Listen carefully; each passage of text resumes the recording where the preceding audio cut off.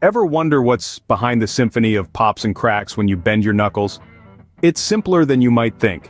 When you crack your knuckles, you're stretching the joint, and this causes a drop in pressure.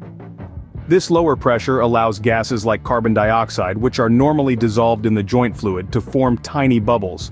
The sudden formation of these bubbles makes that familiar popping sound. But here's the million-dollar question. Is it harmful? Most evidence suggests no. Studies show no significant difference in arthritis risk between habitual knuckle crackers and those who prefer to keep their joints quiet. So, crack away if you wish, or keep the peace. Your knuckles, your choice. Tune in next time for more bite-sized knowledge bombs.